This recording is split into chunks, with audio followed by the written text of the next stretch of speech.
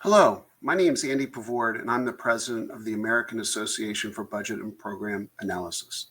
In this video, we're going to present a budget panel that we presented in October 22nd, 2024, entitled Budget Scorekeeping, an Insider's View from OMB and CBO. Now, unfortunately, in the original recording of this video, we lost the introductory part.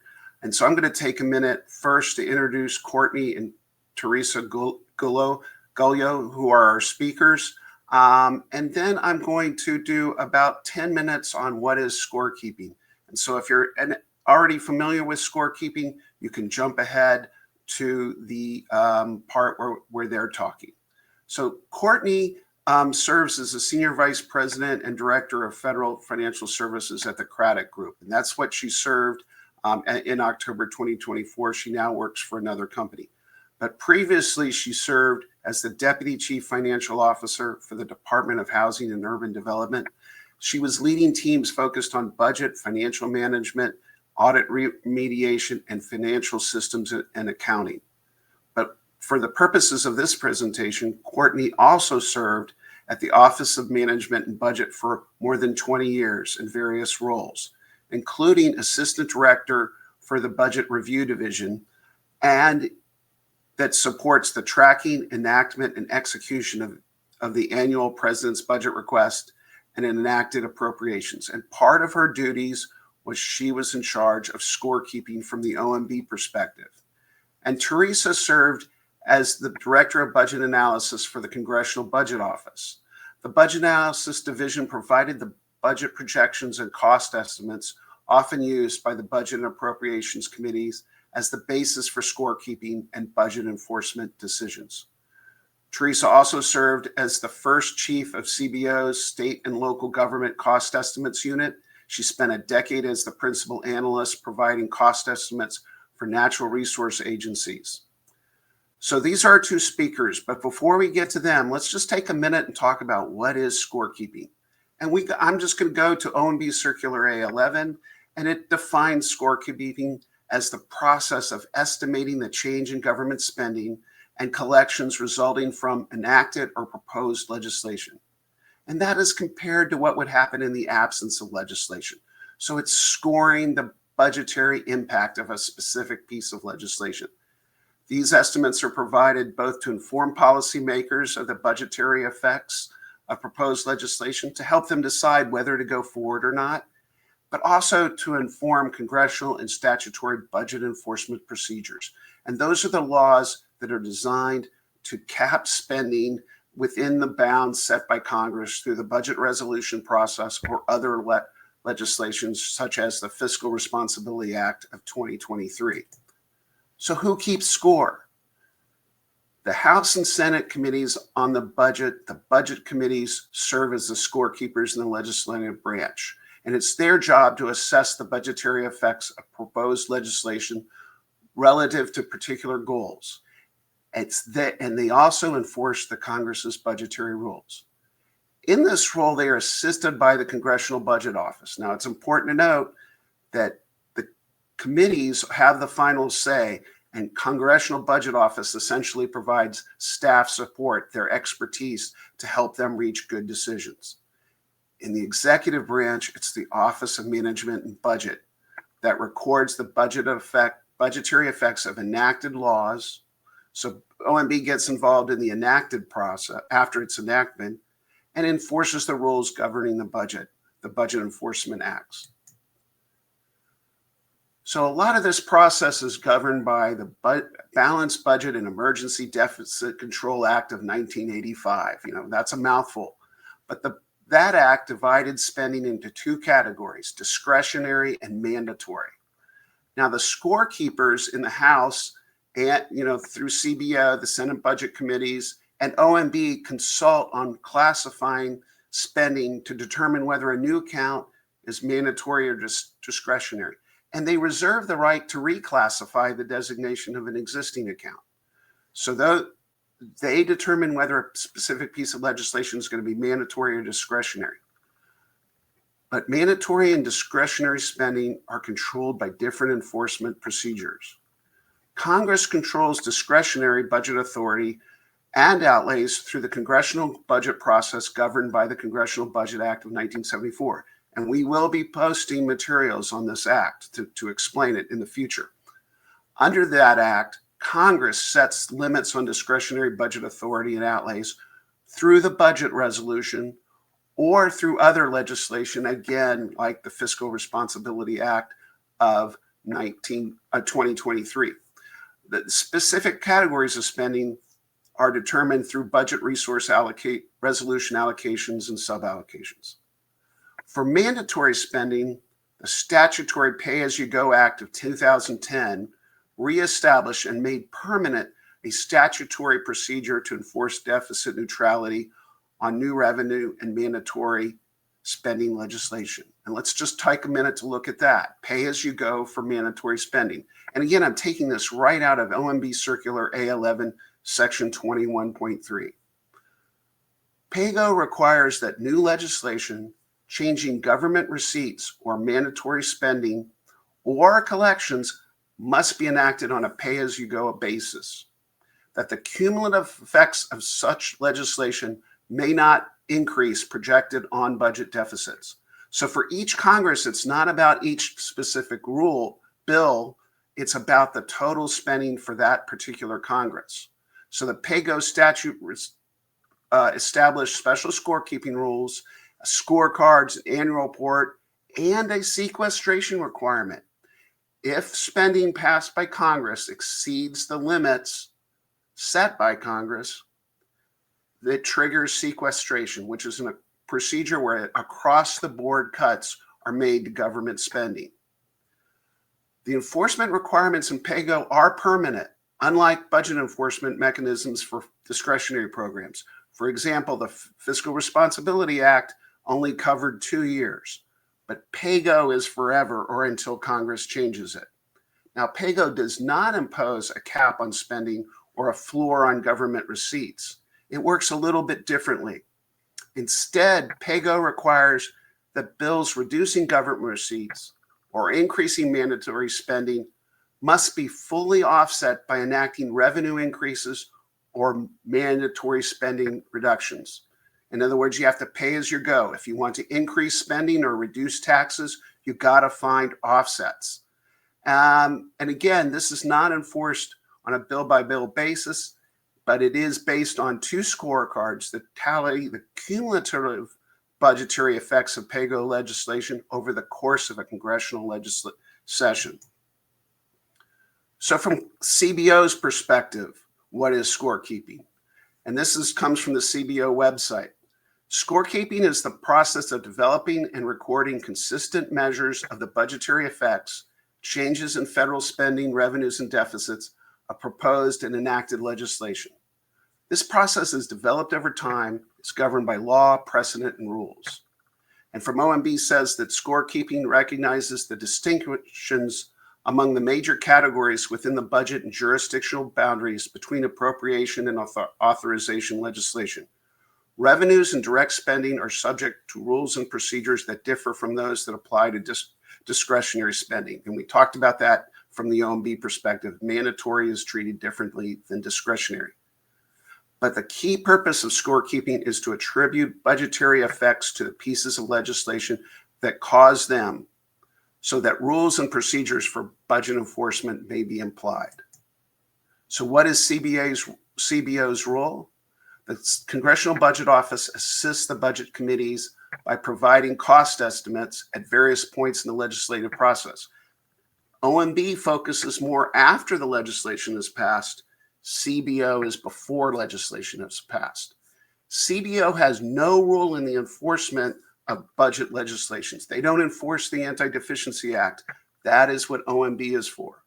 CBO's baseline projections and cost estimates do help Congress to identify the bill's possible effects on the federal budget and to determine whether the legislation complies with budgetary rules, such as, I keep saying it, the Fiscal Responsibility Act of 2023.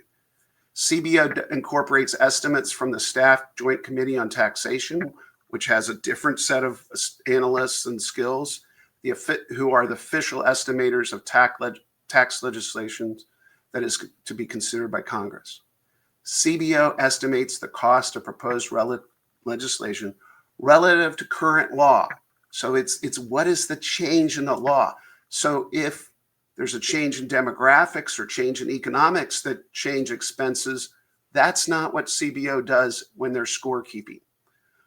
And then there's this idea of baseline projections that are maintained. So they make projections on what would happen if the current law stays in effect versus the changes that the new law would bring to the budgetary situation. In developing its cost estimate, CBO applies scorekeeping guidelines and consults with scorekeepers as needed. CBO and OMB, and you'll hear about this in the video discussion that's upcoming with Courtney and Teresa, have developed guidelines, kind of procedures, best practices that govern how they do scorekeeping. But it is important to estimate that cost estimates are advisory only. The budgets can, but do not have to use them to achieve their budgetary goals. The budget committees can essentially overturn the estimates or overrule the estimates developed by CBO. Most of CBO's formal cost estimates are prepared for bills approved by full committees in either chamber as required by law. So once a bill has been passed by a committee, that's when CBO, most of the time, there are exceptions, it gets involved in scorekeeping.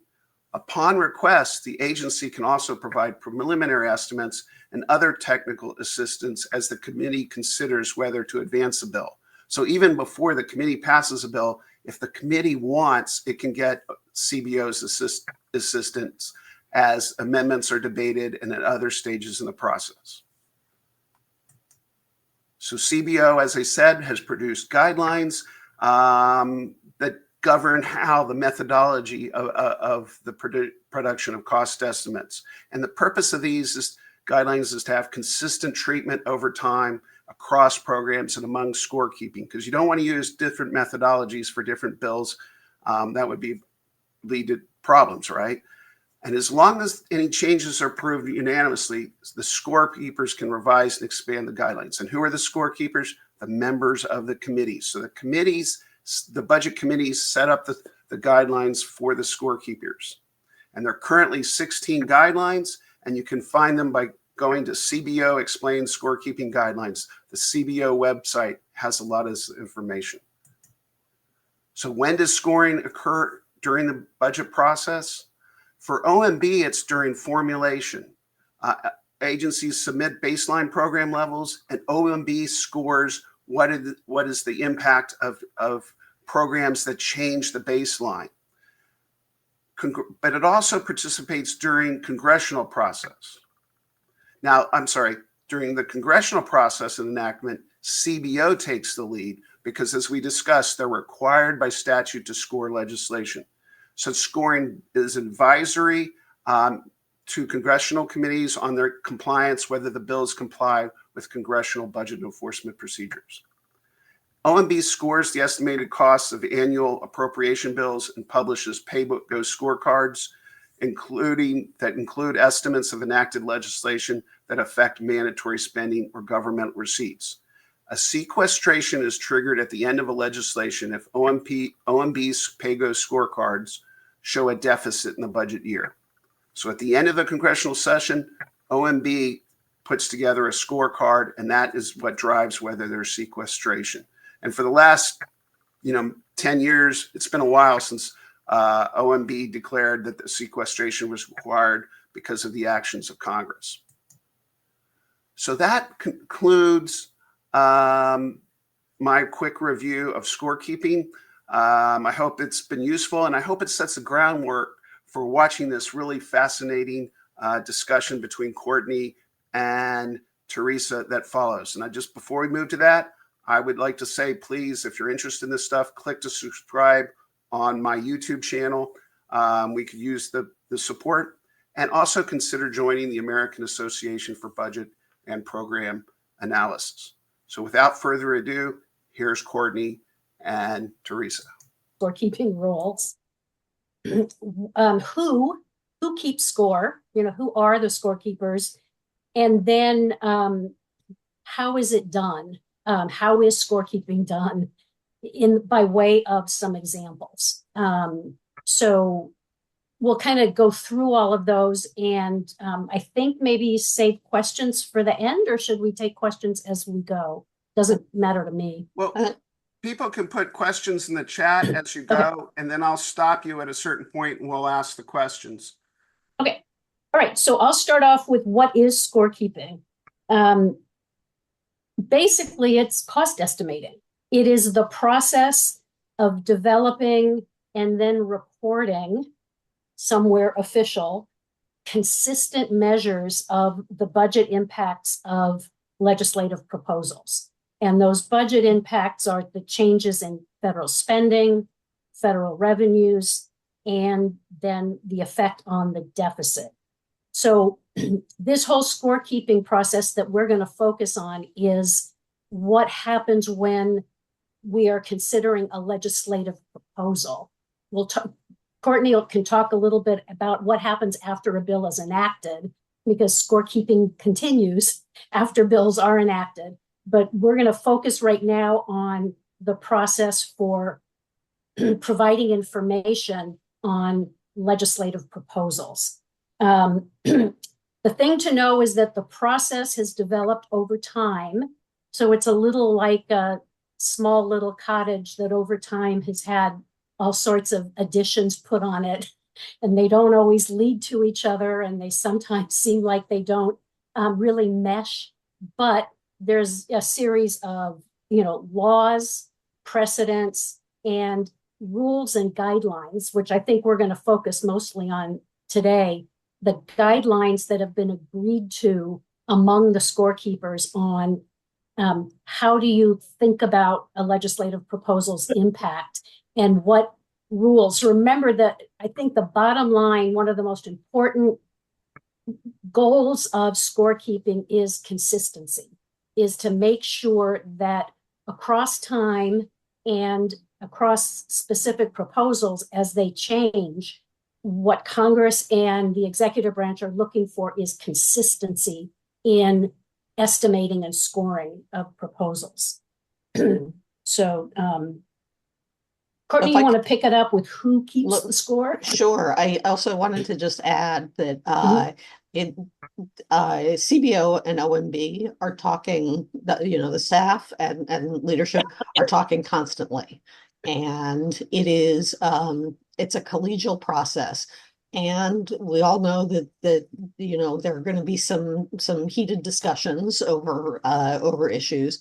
But at the end of the day, everybody is just trying to articulate their knowledge and their positions, and there are going to be disagreements on occasion.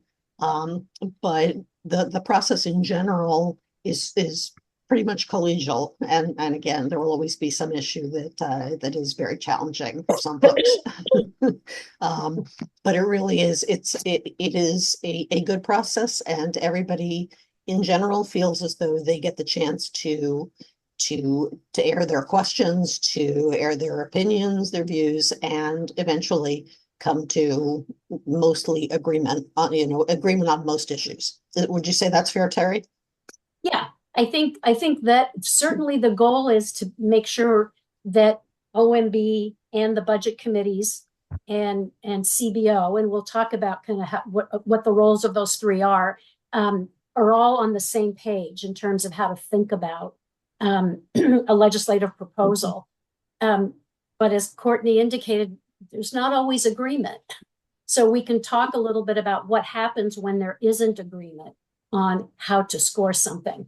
And we have some pretty good examples of disagreements that OMB, CBO, and the budget committees have had about how to think about some proposals. But we'll get to that in a few minutes. Yep. So let's see. So the scorekeepers, as we mentioned, you've got the budget committees for both the House and the Senate. They are the ones who serve as the scorekeepers, and it's leaders as well as the staff trying to understand what the legislation is as written, It is certainly possible for folks on the Hill to go back and revisit the wording to make sure that it is that you're getting exactly what you're trying to get exactly what you want in the program, that the language reflects the intent of the legislation.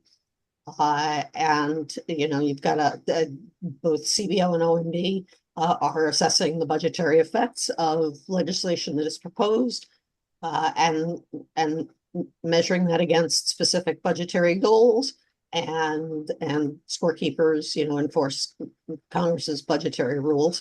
OMB does not have an exactly similar role on this. So I wanted to reiterate the Hill stuff, just because there's not an exact copy of that over in the executive branch. The administration proposes and Congress disposes is the longstanding mantra. So, Okay. Terry, yeah, back to you. And then in terms of CBO's role, I think the important thing to know is that CBO has no enforcement role. We are not technically scorekeepers. The scorekeepers are the budget committees, and then OMB, when legislation gets enacted, they're the ones that keep the score of enacted legislation. CBO simply provides advice and information to the budget committees. And they normally, most of the time, rely on the CBO estimates to do the official scoring and enforcement, but they do not have to. I think the fact that Congress pays as much attention to CBO, I think, is a testament to their belief that CBO is trying to be neutral and nonpartisan and just call it the way they see it, which isn't to say there's always agreement. There's often some fairly strong disagreements about how to interpret legislation. The thing about legislation is there's the intent, there's what a member or Congress meant and what their goal was, but then there's also the plain language of the legislation. And that plain language of the legislation doesn't always match the intent. So that's one of the places where things can get a little bit controversial in making sure everybody's agreed on what is the intent of this legislation, and are the words that are on this page really accomplishing that intent. So, and that's where CBO comes in, just to provide information. Once something is enacted into law, then the enforcement role shifts to OMB, and they are the ones that decide what goes into the budget officially in terms of how something is scored. So if CBO and OMB disagree on the scoring, CBO will provide the score, its interpretation and its scoring during the legislative process. But once a bill is enacted and OMB decides here's officially how we're going to do it, then CBO picks up that scoring and that goes into the CBO baseline. So there is a point at which things eventually get resolved, at least on a particular issue. But what we're focusing on is that give and take during the legislative process of discussing how to think about things. So let's see, one thing is to say, so why do we have the rules? I mean, why does Congress need scorekeeping rules? And I think we mentioned this. One of the most important things is that Congress wants consistency in measuring. Sometimes a piece of legislation can take several years to get enacted. So every time it gets introduced or it gets considered, the question of the costs are going to come up. The budget impacts are going to come up, and Congress and the executive branch want to ensure that a consistent set of rules are being applied to that piece of legislation, or similar pieces of legislation that are trying to accomplish the same thing, but in different ways, also want to ensure that those are being considered in a consistent manner. So that's really the most important and the bottom line of what the accuracy, of course, is important, but we're projecting into the future, and that's incredibly uncertain. So there's not always, we can't always guarantee that the actual estimates are going to be spot on. But what we look for is, have we been consistent in how we're thinking through the effect of this piece of legislation relative to other ones? Restart.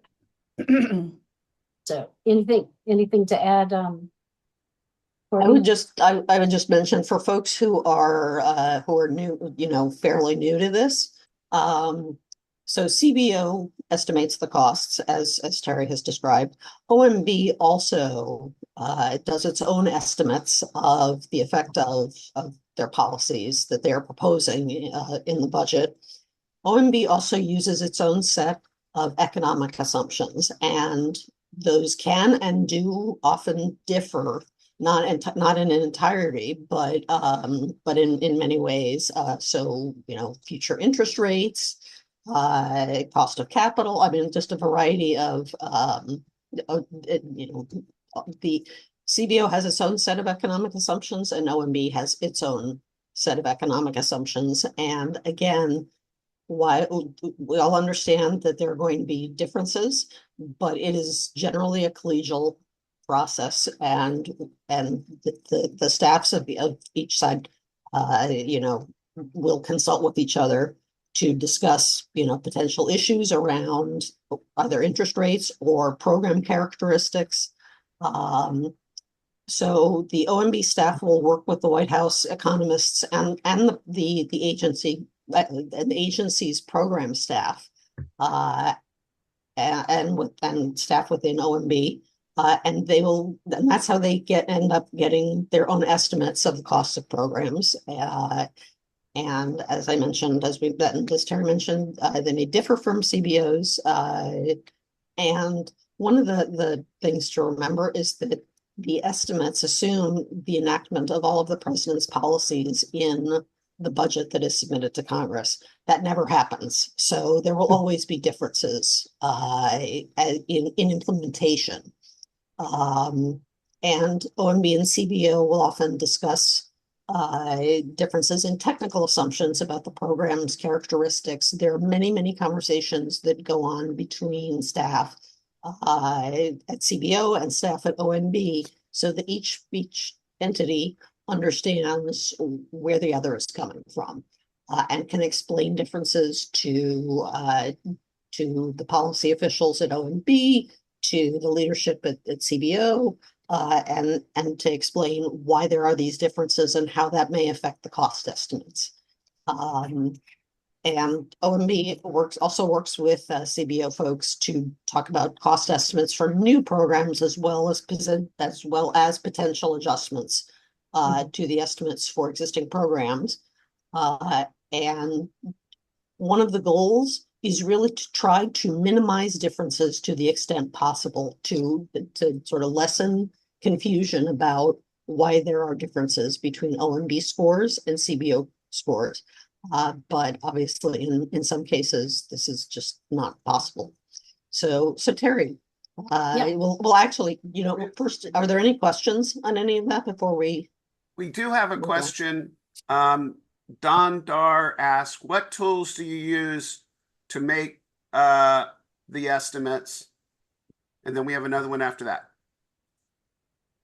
So what I will say on the OMB side, the OMB examiner and potentially some other staff,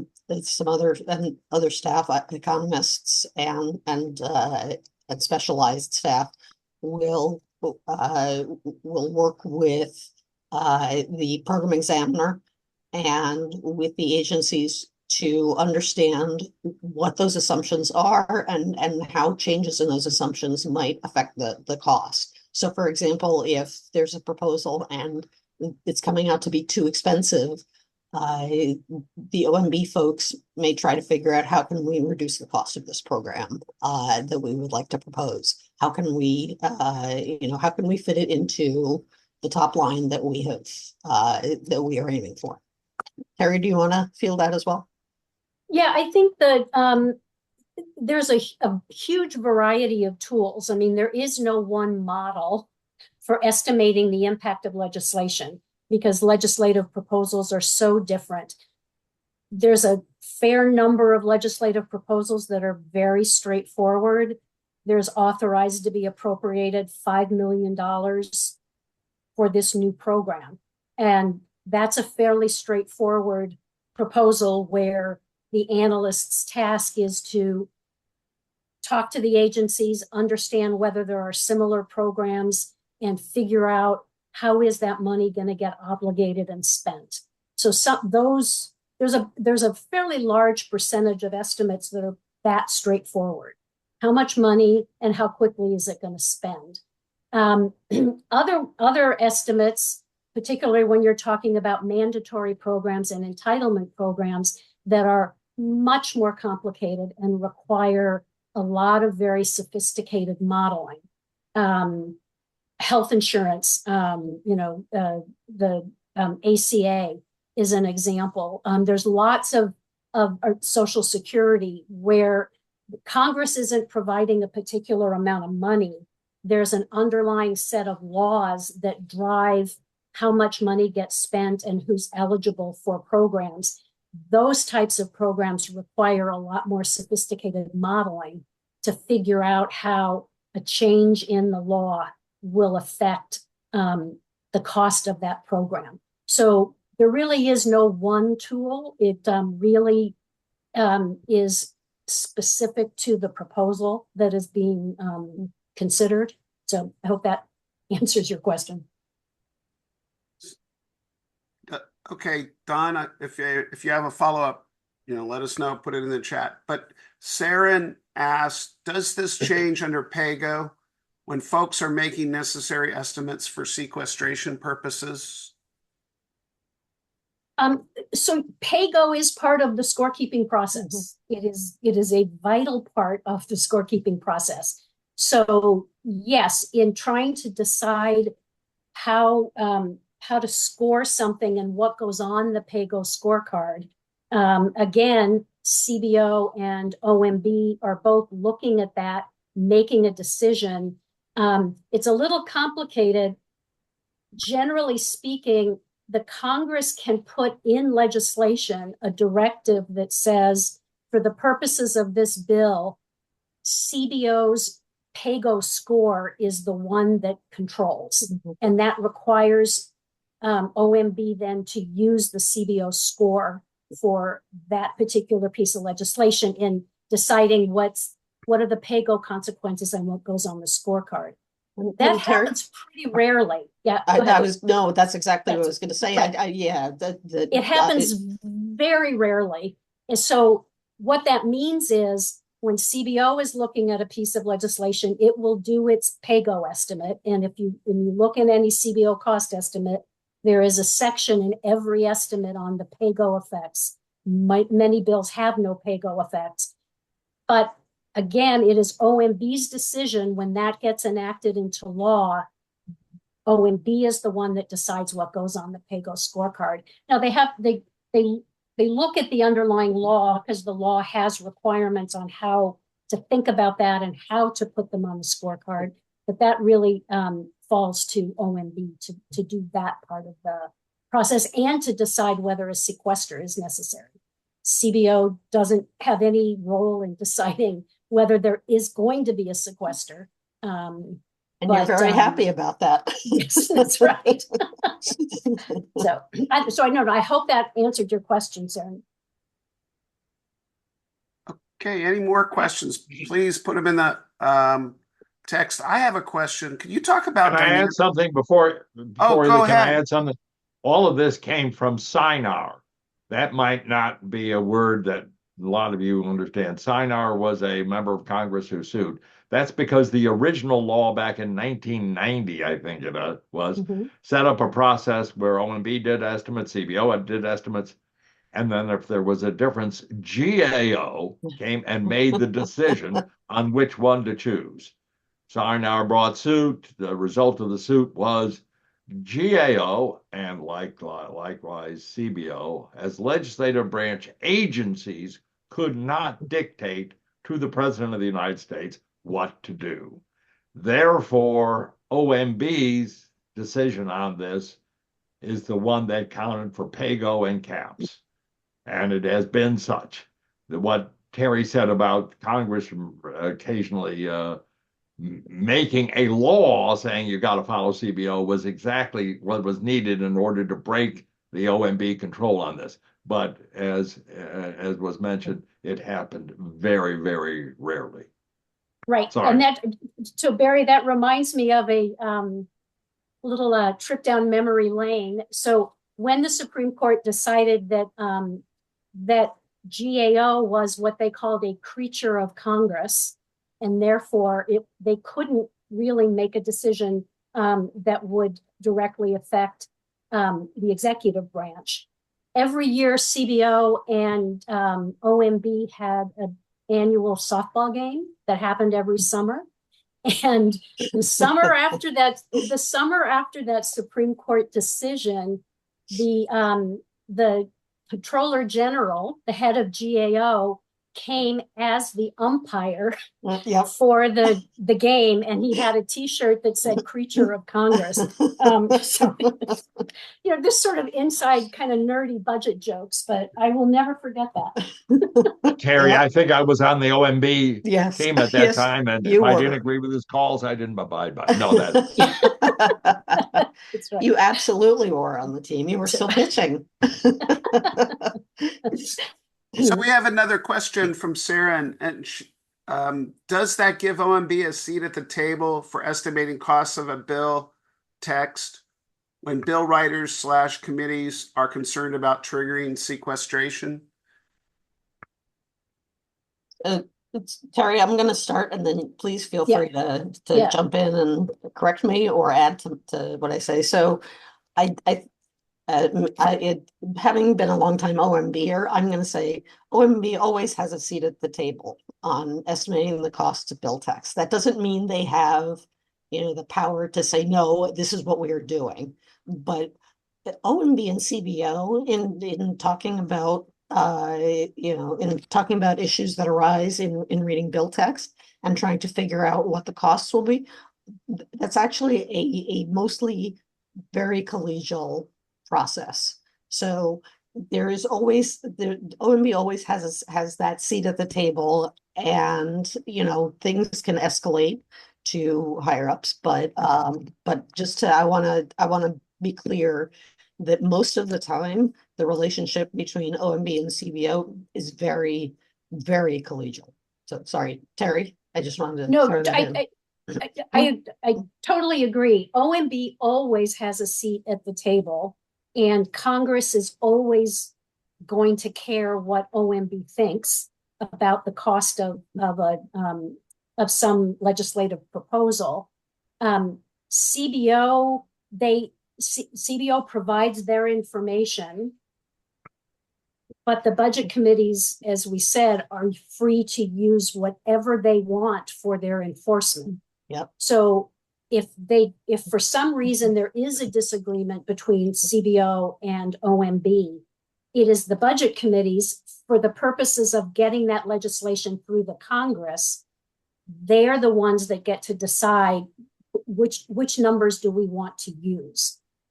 Most of the time they use CBOs, and most of the time, as Courtney said, CBO and OMB are on the same page and look at things the same way.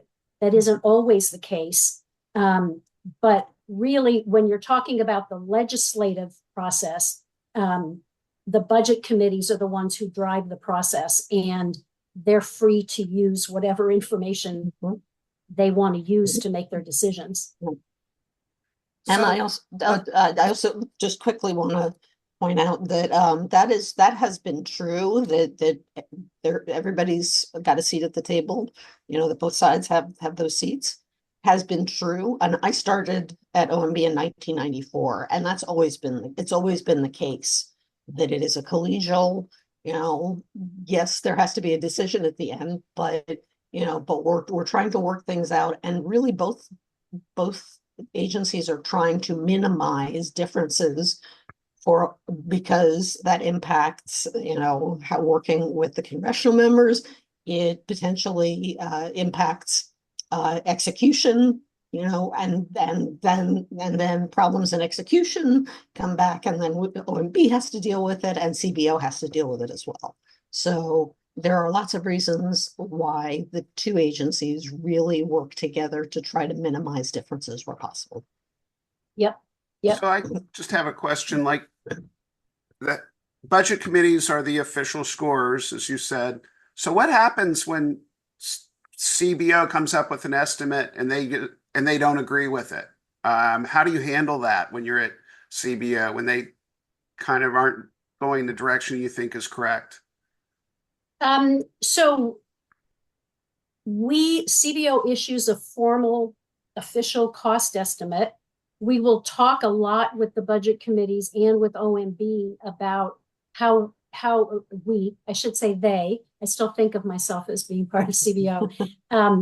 CBO will consult with all of the powers that be. The budget committees will try to have input on how CBO makes its decision about how to score something. But ultimately, CBO is independent and makes its own decision, issues the final score from CBO's point of view, but then the budget committees can decide, yeah, we don't like that, and we're going to, basically they use the cost estimates to decide whether or not points of order apply to a bill, for example. But they can decide, we're not going to raise a point of order on this legislation because we're not sure we really agree with how CBO scored it. Or they might decide to use it for the purposes of getting it through Congress, but then it flips over to OMB to kind of decide what actually goes into current law, what goes into the baseline once something is enacted. So kind of the CBO scores are hugely important, obviously, for how a legislation is received on the Hill. Do outside groups try to influence CBO? Because, do they try to provide information or make contact? Do they try to do that? And if they do, because there's two sides of it. They could have really valuable information to provide, but they also could have not so valuable information to provide. How does CBO navigate that? Yeah, no, that's a really good question. My attitude, and I think the attitude of most people in the budget analysis division at CBO, believe that information is always good, and your estimate is going to be on stronger ground the more information from the more sources you have. So assuming you've got the time, and that's one of the biggest challenges CBO faces, is how much time they have to do cost estimates before bills get to the floor. But CBO will talk to anybody who wants to come in and make a pitch about how to think about a piece of legislation. And CBO is always interested in getting whatever data and information that group is using to make their decisions on what they think the costs of a bill are. What CBO requires or asks, though, is that they get the raw data that those other groups are using, rather than relying on the processed data and information from those groups, like an interest group who, thinks that something is going to cost way more than the administration or the agency thinks it's going to cost. we will ask them, well, how have you come up with that conclusion? And what data did you use? And can we see the raw data so that we can evaluate it and decide how to think about that and whether or not to use the information that you're providing.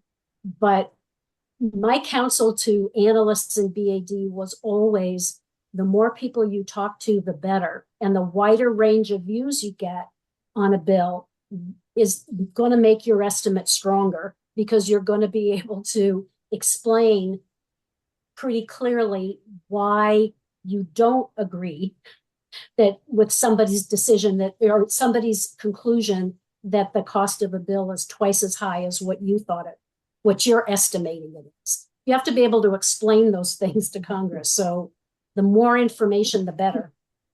Could you, just another follow-up, could you talk about the scorekeeping guidelines and how OMB and CBO work with these guidelines? Sure. So that's a good segue. Thank you, Andrew.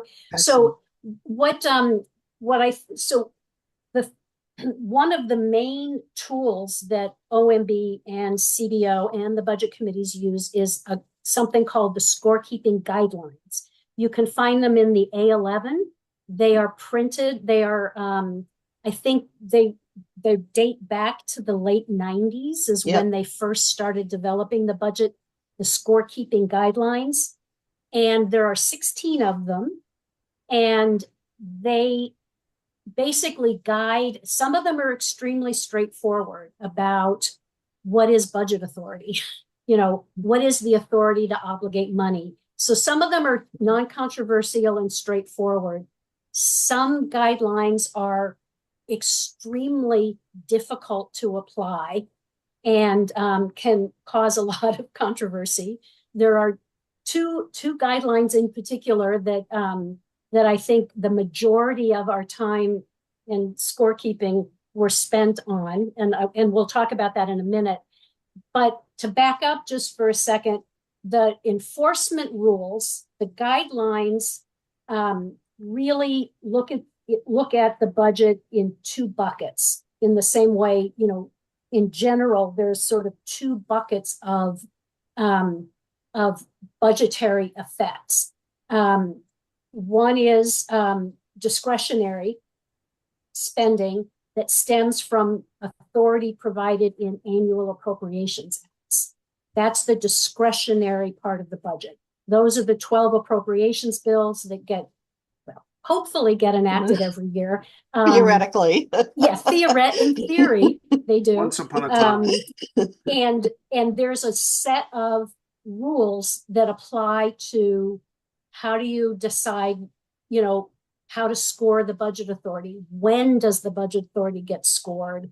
Are there other impacts that need to be taken into account in addition to the actual dollar amount that's being provided? So that's one whole set of guidelines and legislation. But then there's also authorization acts. Those are substantive legislation that make changes to mandatory programs, entitlements like Social Security, Medicare, Medicaid. There is something called an appropriated entitlement, but we're not going to get into that. That's kind of scorekeeping 201. This is scorekeeping 101. But the second set, which is mandatory spending, it affects revenues and direct spending. And there is a whole set of rules that apply to those types of legislation. So the very first thing that needs to get decided is, what bucket is this legislative proposal in? Is it in the discretionary world, or is it in the authorization mandatory world? Because then there's certain scorekeeping guidelines that need to be applied. Now, there is a third kind of legislation. I'll just mention it. It doesn't really enter into the scorekeeping process per se, and that is discretionary authorization bills. So those are bills that say something like, we're going to create this new program and we're authorizing $5 million to be appropriated in the future. those authorizing bills have no impact on the deficit. They are simply setting up a program and providing information to the appropriators for a future appropriation. So those types of authorizing bills have no impact on the deficit, but CBO will do a cost estimate to say, here's how much we think Congress will have to appropriate in order to implement this program. But the actual effect on the deficit comes in a later appropriations bill when appropriations actually provides the budget authority for that program. So that's kind of a third category of bills, but they don't enter directly into the scorekeeping process. And then there's the sort of 3.5 where you have a mandatory appropriation that does in fact create a new program, and all of its funding is mandatory. Correct. So- That's right. And that's what I think. So that's actually a good point, Courtney, to sort of emphasize that the decision on which bucket something goes in to a large extent has to do with which committee is making that change.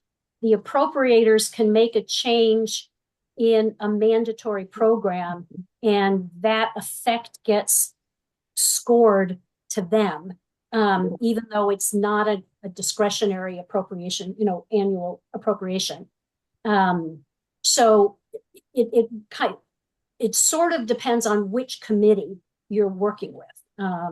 Basically, think appropriations committees and everyone else. Yeah. That's sort of how it gets Yes. I mean, the vast majority of appropriations are discretionary, in terms of, and then you have obviously on the mandatory side, the big entitlement programs. Yep. So Okay, It gets Yeah, but messy to Yes. everybody. It gets messy. it is messy, but so maybe one way to proceed is to quickly give you an example of a legislative proposal and which scorekeeping guideline applies and how it gets applied. So one of the most used scorekeeping guidelines is guideline number 3 of the 16. And that says that scorekeepers should exclude anticipated changes to mandatory spending or revenues that may result from a bill that only increases or decreases discretionary funding.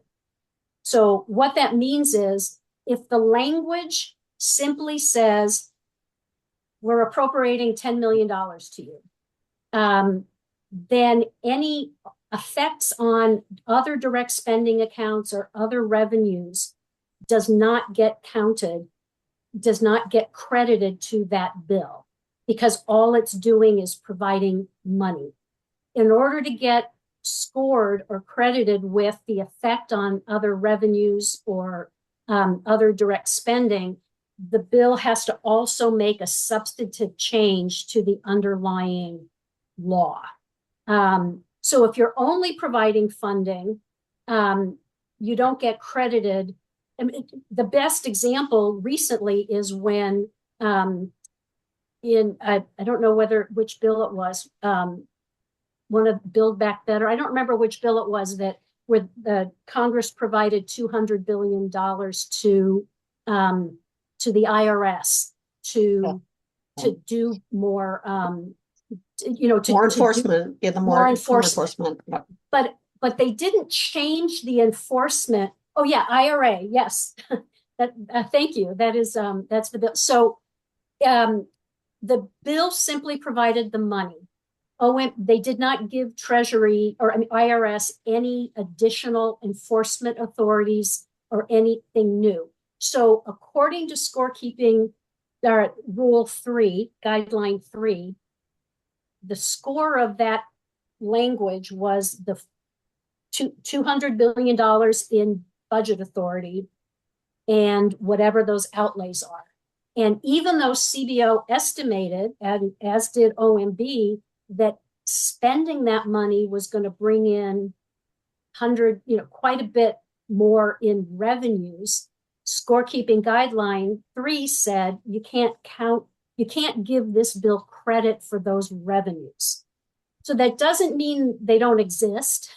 It just means that for scoring purposes, the bill that provided the money doesn't get netted against the revenues that CBO estimated would come in.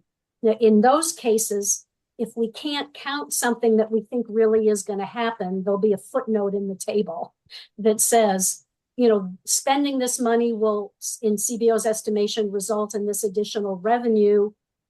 But according to Scorekeeping Guideline 3, you can't count it for enforcement purposes. So that kind of did everybody get that? No, it's a very complicated. Yeah, it we'll is very have a quiz complicated. now. Let me explain it. So it's complicated, but there, we do.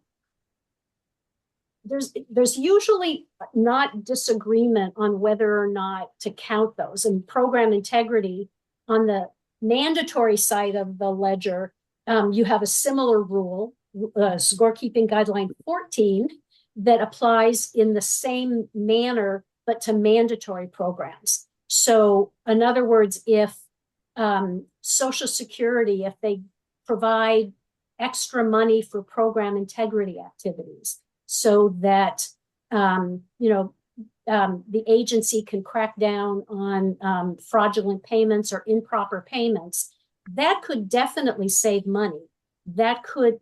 But the guideline says if you're not giving the agency a new tool to go out and get that stuff, in addition to the money, you can't count the effects of that program integrity in terms of its cost savings. So the only thing that gets scored to the bill is the outlay of the money. And again, we would note in the bill, in the cost estimate, that this also provides, this we think will also result in cost savings, but they don't get credited for this enforcement purpose. So it just adds to the amount. It just means that a greater amount is coming in, of what's considered sort of the same type of money. Is that fair to say? Yeah, right. So can I just ask why does that rule exist? Because on a simple level, it's kind of like you're not really estimating the full cost if you're just, imposing that rule. Like it's really not showing the full picture if we don't count the fact that IRS will collect more taxes. What's the rationale for the rule? So I think it goes a couple things.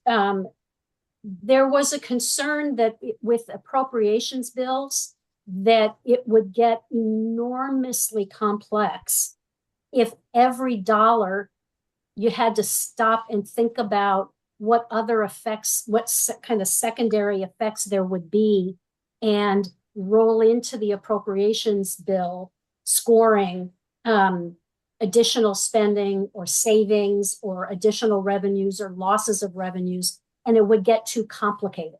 So I think, and I don't know, Courtney, you may have a better answer, or anybody else who, Ed Brigham, I see is on the call, he might have a thought about, I think it had to do mostly with keeping things from getting too complex and too complicated. Yeah, So, because they were already complex and complicated. Yeah. And they would have just exponentially increased. Sorry, go ahead, Andy. well, that kind of rolls into the question of dynamic scoring with tax bills and things like that, and what thoughts do you have on dynamic scoring's role in the whole scorekeeping process? So I think, so in my mind, dynamic scoring provides more comprehensive information for a bill that would actually have larger effects on the overall economy. CBO's normal cost estimates take into account direct behavioral changes that might result if you make a change in food stamp or SNAP benefits, and that that results in more people applying because it's a richer benefit, that behavioral effect will be taken on board. But if, let's say, you're going to cut, so let's say you increase it and more people take the benefit, but in doing so, they decide to stop working. That's going to have an effect on the labor force. And that's going to affect potentially the size of the economy and the revenues. That's the part that does not get picked up in a normal cost estimate. So when CBO does cost estimates, they hold the size of the economy static and look at behavioral changes, but don't account for whether or not those behavioral decisions are going to affect the labor force or affect population or affect the overall economy. The vast majority of bills do not have effects large enough to have a big economic effect.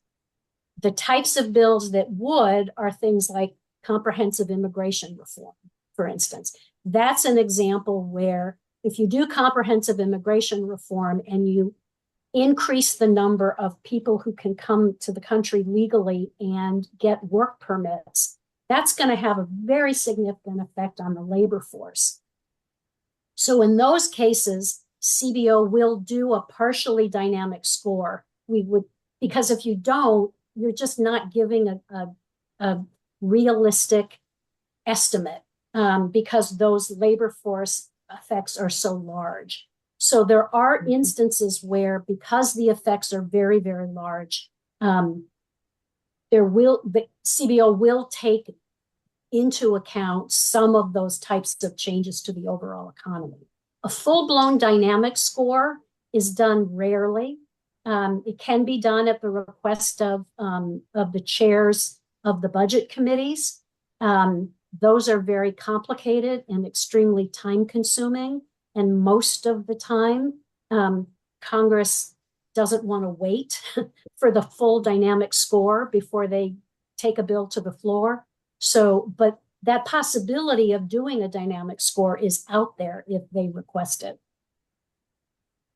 So I'll just pause. Anybody else have a question? We have about 8 minutes left, and we'd just like to give you a chance. But if not, I will ask another question.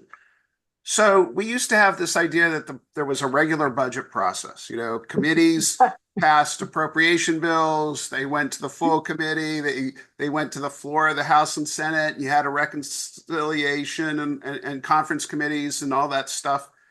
And in the last few years, last couple of decades, that process has just been utter chaos. We've had these big omnibus bills. We've had long-term CRs.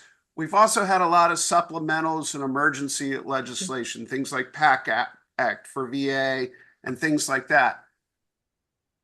So what's the impact of this, I'll use the word budget chaos, on scorekeeping process? Does that, what does that do to a day in the life of a CBO budget analyst shop?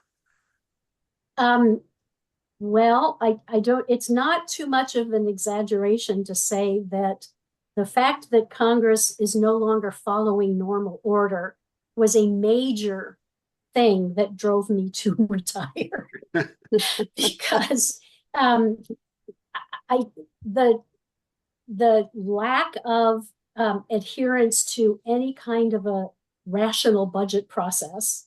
This is really hard for me because I worked at CBO for so long that I never gave my opinion about anything. So giving my opinion is actually a challenge for me. But the process is so broken right now that they're not marking up bills in committee, or they're continuing to mark up bills in committee, but that isn't the normal way bills get to the floor. Usually now, bills get to the floor through a, behind the scenes negotiation with a bunch of people to reach an agreement. And then as soon as that agreement is reached, they rush the bill to the floor before anyone changes their mind. So that is not a good environment for CBO to do good work. And if, some of the COVID legislation, which were thousands of pages long, CBO literally had 48 hours to do the cost estimate on a 2,000 page bill. Now, CBO was following along as the negotiations were going on, but things were constantly in flux and changing. And it makes it extremely difficult, if not, in my opinion, impossible for CBO to do the kind of work it was designed to do, because it was designed to work in a much more methodical way and have more time to think through the potential budget impacts of legislative proposals. And that is extremely difficult to do right now because they're not following the normal order. And Terry, is it fair to say that even sort of the base appropriations bills are just like not even getting they're not even getting approved and moved along, even if we can't get to a final agreement on everything, like even the bills are just stalling. Yes. Yes. And it used to be you could at least get each individual appropriation bill approved, right? Right, absolutely. And that isn't happening. Or sometimes one house will manage to get all 12 bills approved, but then the other house doesn't. What's frustrating about that is that even though those individual appropriations bills we know aren't going to go anywhere, CBO still, if that bill gets marked up or if that bill goes to the floor, CBO still has to do a full analysis of that appropriations bill. So the workload, even though those bills aren't getting enacted or not moving all the way through the process, CBO's requirements to do cost estimates is still there. So it creates a lot of pressure on CBO to do a lot of estimating for things that then just languish. So And that happens on the OMB side too. Just so the analysts on for both agencies are doing everything they're supposed to do, and then nothing is happening. Is sort of the synopsis. Oh, sorry. Yep, go ahead.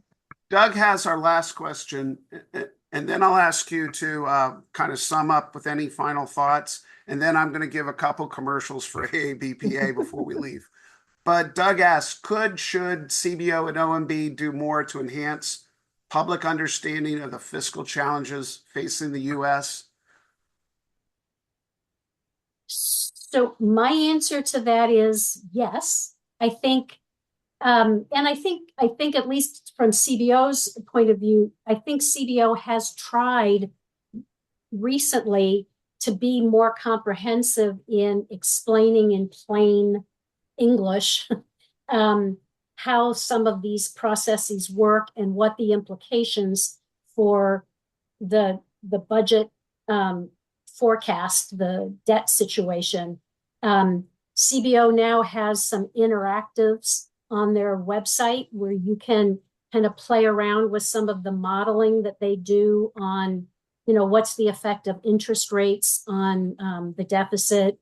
And there are also a number of explainers on the CBO website that are short 4 or 5 page, very plainly written descriptions. Actually, there's one on the scorekeeping guidelines. It's a 4-page document. I think it's very straightforward.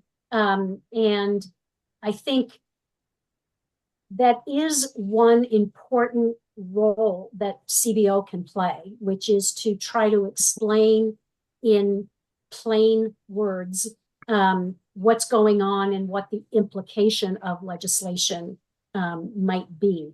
The problem is we're operating in this very complex, convoluted process. And sometimes, CBO has to follow the rules for how something goes in the baseline that may not be realistic at all, but it's what the rule is. So explaining to people why the baseline is constructed the way it is, even though it might not be the best estimate of what anybody thinks is going to happen, whether it's current law or current policy, that's a huge issue. And explaining some of that can be complicated, but I do think there's a role for CBO at least, and I would imagine OMB, to do more explaining to the public of, kind of what's going on and what the consequences are of what's happening. I mean, there are some things in A11 that that are potentially understandable by a broader segment of the public, but that is obviously, that's not been OMB's focus to do a lot of the explaining. So there are parts of, so for those of you who are new to stuff, there are some sections of A11 that are helpful explainers. But from the OMB side, it's mostly here's the guidance to agencies. This is what you as agencies need to do. Here are the rules that you need to follow. And that makes it more complicated for non-expert budgeteers to understand all of that. So I would also recommend CBO's explainers. Well, since we're coming to the end of the hour, first I want to say thank you, Terry and Courtney. This has been really enlightening, and I hope everybody appreciates. I think we all appreciate your time and effort coming to this session. We really appreciate it. AABPA is trying to do these sessions once a month. Next November, I'm excited about John Barron, who is the president of the Coalition for Evidence-Based Policy. He's going to present about the role of evidence in the budget process and how we can enhance the role of evidence in the budget process. I'm going to put the information on that. We don't have the Zoom link yet, but we'll have it out shortly. Also, we are interested in what you guys, we're looking for ideas on the budget process or for these budget panels. So I put my email in the chat. If you have a topic you would like to present, or if you have a topic you'd like us to find someone else to present on, please send me an email and we will work on it. We're trying to serve the budget community. And the last thing I have to put in there is we do need, it's my job as president to plug for membership. And so I am putting in the link to join AABPA in the chat room. And so I hope you will seriously consider joining us and becoming involved. We have room on our board of directors, and we can really use your help and your participation in our organization. So with that, I think I'll just say thank you, and this concludes the show. Thanks, Sandy. Thank you very much. Thanks, Terry. Thank you. You bet. Thanks, everyone.